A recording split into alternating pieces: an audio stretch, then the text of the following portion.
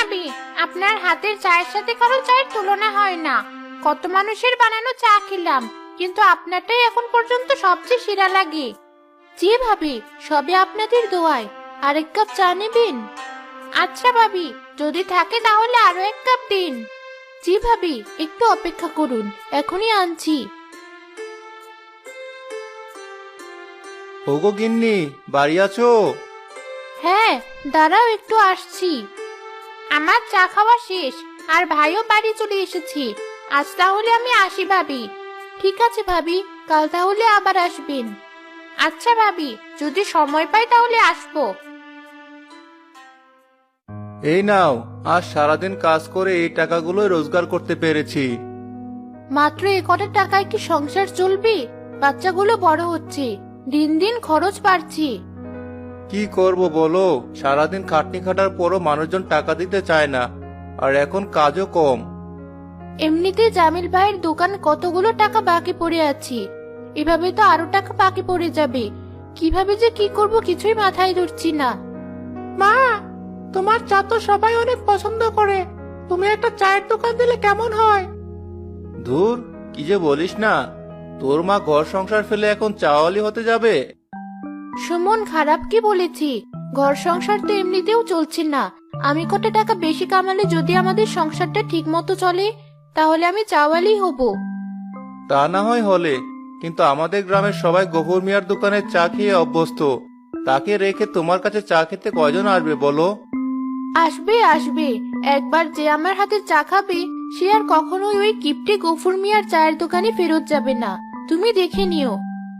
আচ্ছা ঠিক আছে, দেখো চেষ্টা করে তোমার চায়ের দোকান দাঁড় করাতে পারো কিনা। আমার কোনো আপত্তি নেই। কিন্তু মা, চায়ের দোকান দেবে কোথায়? দোকান ভাড়া নিতে গেলে তো আবার টাকা লাগবে। নিজেদের বাড়ি থাকতে দোকান ভাড়া নিতে যাব কেন? কিন্তু এটা তো বাড়ি, বাড়িতে দোকান কিভাবে বানাবে তুমি? রাস্তার পাশে যে ঘরটা আছে তার ওপাশের একটা দেয়াল ভেঙেই তো দোকান বানানো যায়। সত্যি বলছো? নিজের বাড়ি ভাঙবে দোকানের জন্য? এমনিতে ওই ঘরটা তেমন ব্যবহার করা হয় না, আর টাকা হলে ওমন ঘর আরো বাড়ানো যাবে। হ্যাঁ বাবা, তুমি রাজি হয়ে যাও। ঠিক আছে ঠিক আছে, আমি তাহলে দেয়ালটা ভাঙার ব্যবস্থা করছি, তুমি দোকান সাজানোর সব ব্যবস্থা করো। ঠিক আছে। সুমনদের ঘরে দেওয়াল ভেঙে সেটা একটা চায়ের দোকানের মতো করে বানানো হলো। সবাই মিলে দোকানের সরঞ্জামাদি সাজাতে থাকলো। আরে ভাবি, এ কি করছেন আপনারা? ঘরটা ভেঙে ফেলেছেন? জি ভাবি, ঘর ভেঙে চায়ের দোকান দিলাম। খুব ভালো কাজ করেছেন, আপনি তো অনেক ভালো চা বানান।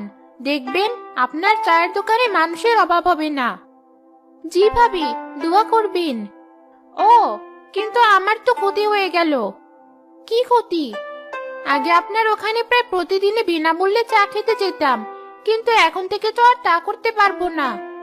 কি যে বলেন না ভাবি, আপনার কাছ থেকে টাকা নেব কেন?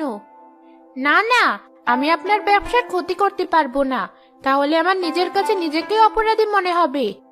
আচ্ছা বেশ, তাহলে আপনি 1 কাপ চায়ের দাম দিয়ে 2 কাপ চা খাবেন। 1 কাপ চা আমার পক্ষ থেকে আপনার জন্য উপহার। ধন্যবাদ ভাবি, আমি আপনার চায়ের দোকানের কথা সবাইকে বলবো।